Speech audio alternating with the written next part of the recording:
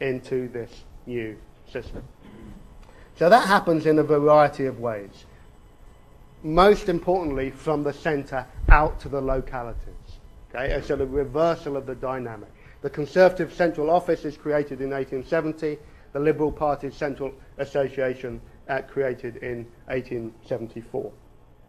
There's an increasing discipline of members of Parliament in Parliament that they have to follow party rules rather than to vote or act independently. Many MPs were returned as independents in the 19th century, and you see fewer and fewer of those as the century goes on. Those parties, party organisations, hire agents to act for them in the localities, party agents, and they become a professional group of people with their own journal, their own benevolent fund, and they're the people who are charged with basically making the parties work locally. Okay?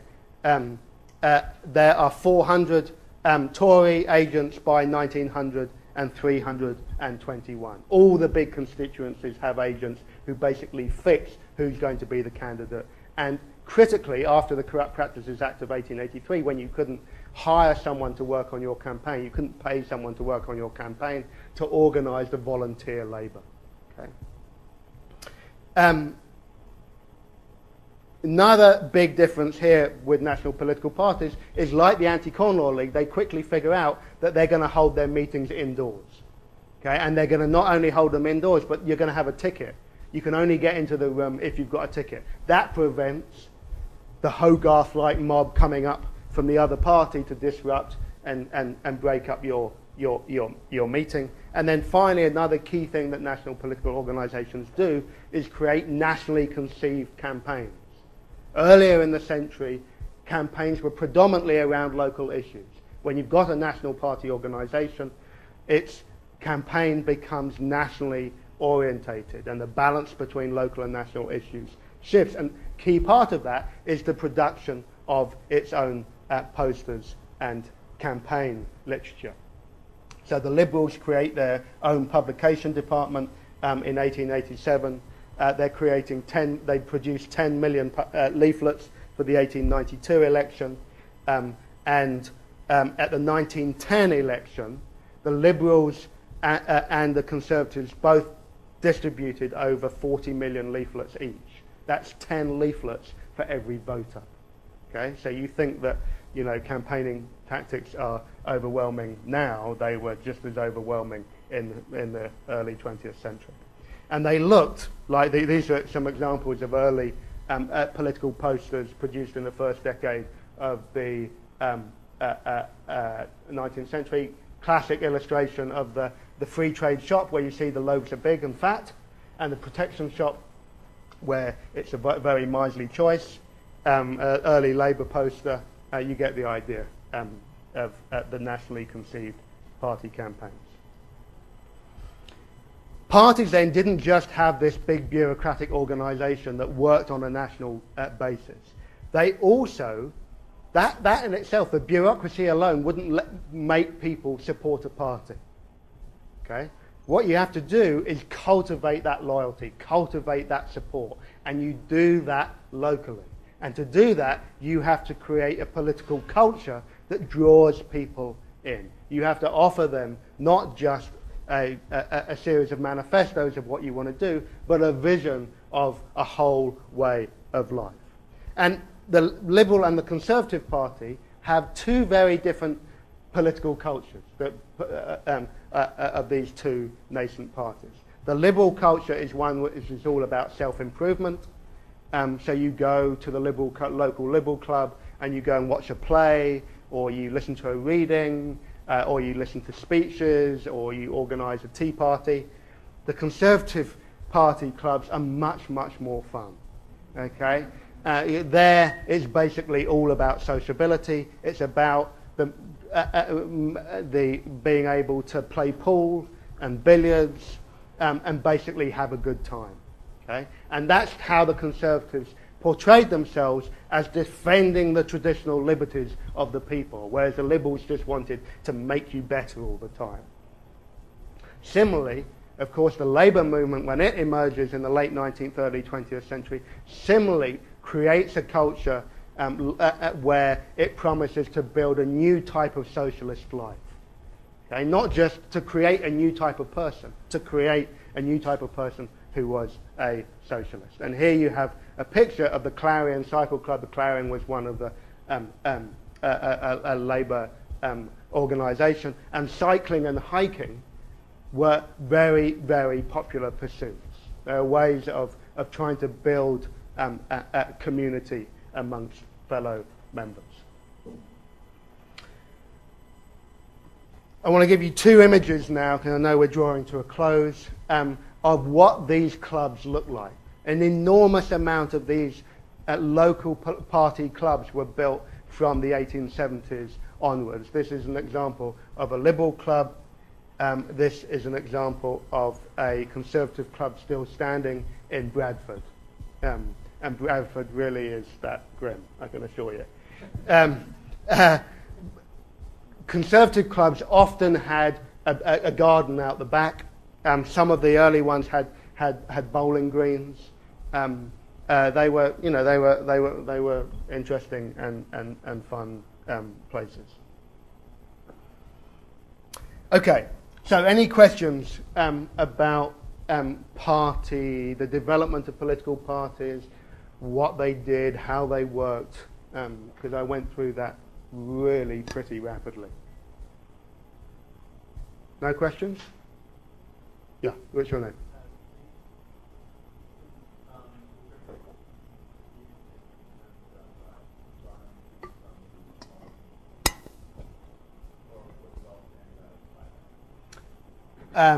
So the question is, was there strategic party thinking about targeting the smaller constituencies? I think that might be a second question that I can't answer.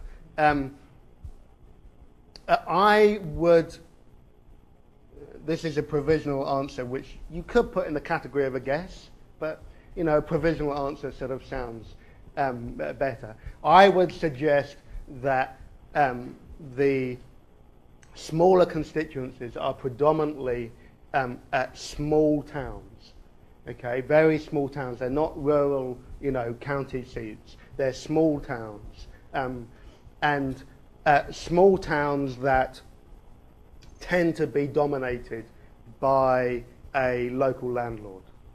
Where you have that type of constituency, it could be either Liberal or Conservative, because you had Liberal landowners and you had Conservative landowners. But it would be hard to think, well, if you move a political organisation in there, you're going to be able to dislodge the influence of a local landlord or employer.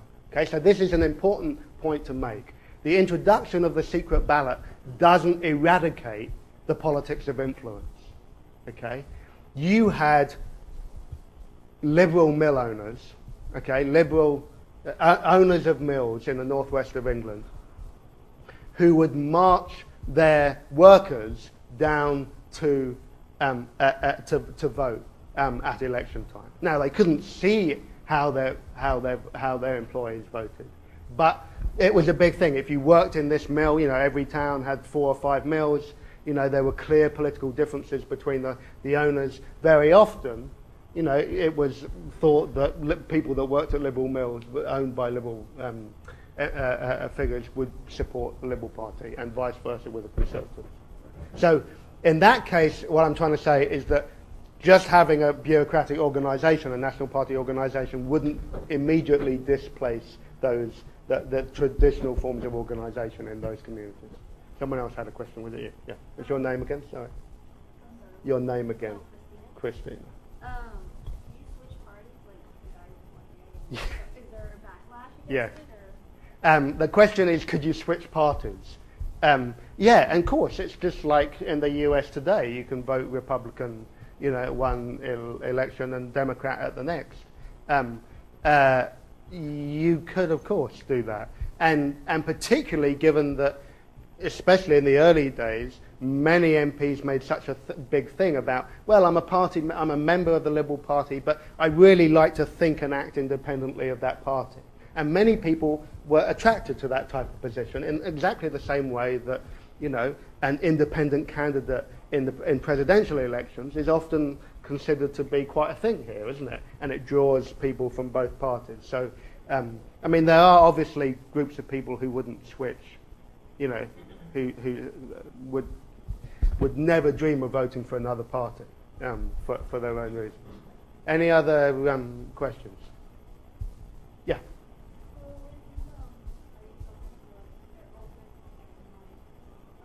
Yeah. Yes, great question. Are these parties open to everyone, regardless of their class or their race? And the bottom line is theoretically yes. The Conservative Party actually prided itself on being able to have a more socially democratic environment, where a working man could sit at the bar next to a local aristocrat. It's a sort of fiction, but there was a germ of truth in that. Probably the key thing, given that the 19th century Britain is a homogeneously white society, that the real racial difference would be whether you were English or Scottish or Irish. And certainly the Tory party were the most virulently anti-Irish. So you were probably less likely to be a member of the Conservative Party if you were Irish. Or Catholic. But, you know, Disraeli, the big Conservative Prime Minister of the 1870s, was a Jew. And they made a big deal out of the fact that, you know, I mean, a very Anglo-Jew, but nonetheless a Jew, you know. Yeah. Sort of in that same vein, you mentioned earlier that like in the kind of prior to reforms that women and children were able to voice and speak out those things. When everything sort of moved to the career system, were they still taking part in politics? Well, that's a great question. So the question is, what happens to women and children after the development of these national political organisations? Children, and this is true across the 19th century in lots of types of ways. If you think that children in the early 19th century were working in mines and factories, and that increasingly what happens during the Victorian period is a sort of idealisation of the idea of childhood, and children get taken out of the workforce until, you know, their teens anyway, and are taken out of the political process so that they could remain these sort of idealised things, although they clearly had never met mine. It's fine because they're never going to listen to this. So that's the children disappear. Women, however, is a different story. They become basically facilitators. They're reduced to an auxiliary role. I'm going to let Bob off the hook because he wasn't here for the first class where I said if anyone's cell phone goes off, I'm going to take their head off. So it's a free pass. Women get reduced to this auxiliary role, and both the political parties create now you're trying my patience. Create a organisation specifically for them. So the Conservative Party has the Primrose League, and I forget what the women's organisation is called, something like the National Women's Liberal Federation or something. Can't delete Edith like that. So women get put into this, you know, you go and make the cup of tea, darling, and, you know, we'll get on with the proper job of politics. Okay, last things to say. So I started off saying, look, this is a system that is going to become something that you can recognise. Okay, it's going to look like a recognisably modern political system, even a modern democratic political system. But it comes out of this understanding of politics that is radically different. Radically different to how we think of politics now. And different in a whole